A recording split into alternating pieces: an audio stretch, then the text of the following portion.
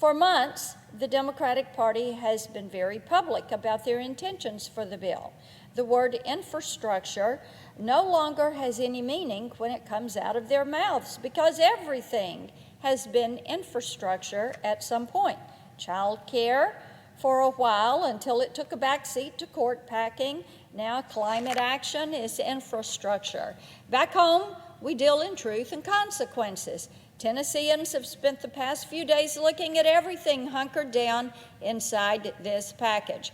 And they know it's not all about infrastructure investment. I am talking to county mayors, I'm talking to state reps, I'm talking to state senators. So they're concerned about 25% of the bill being for infrastructure and the rest other projects.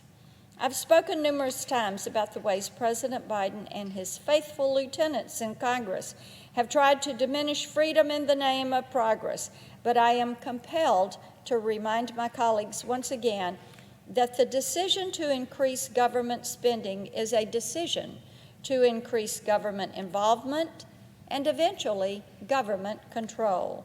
You cannot have the one without getting the other two.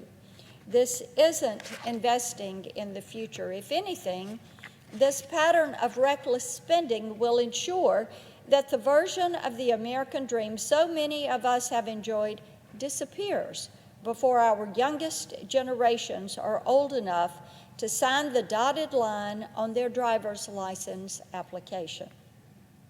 My Democratic colleagues aren't paving the way to prosperity for our children and grandchildren with this type spending. They're building the gateway to socialism, and this bill can be seen as a down payment. Later this week, if all goes according to plan for my colleague from New York, we'll take a vote on a budget that's going to make the American people think they got a discount on the infrastructure package.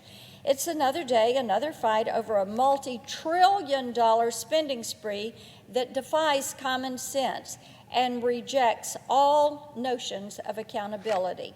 If the infrastructure bill was the down payment for that gateway to socialism, this budget rips the gates off the hinges and invites the big spenders and central planners to roll right on through. For the low price of $3.5 trillion, they'll have it all.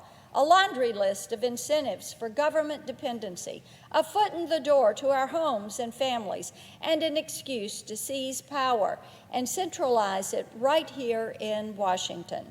My Democratic colleagues really enjoy using the words free and universal to describe their government handouts. We have universal pre-K, tuition-free community college, universal health care, and even a free path to citizenship for illegal immigrants. The American people see this for what it is, though. It's bait. In exchange for your freedom and your autonomy and all your hopes and dreams, you too can become a client of the state. You too can live the life of Julia, as depicted in the roundly panned cartoon the Obama administration created. The left always signals where they're headed, and for them, this is their goal, their utopia: total control from daylight to dark, 24 hours a day, 7 days a week for the rest of your life.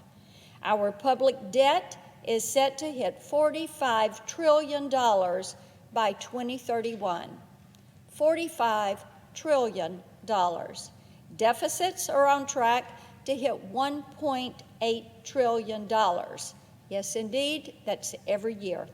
And no budget gimmick on the books can change that. President Reagan's warning about the fragile nature of freedom rings especially true after hearing those numbers. Here's what he said: freedom is never more than one generation away from extinction. It has to be fought for and defended by each generation. What does that mean? It means we, each of us, individually, collectively, together, have a duty to future generations to pull out of this skid before we tip the scales away from freedom and toward levels of government dependency and control you can't unravel after fixing a 4-year mistake. I yield the floor.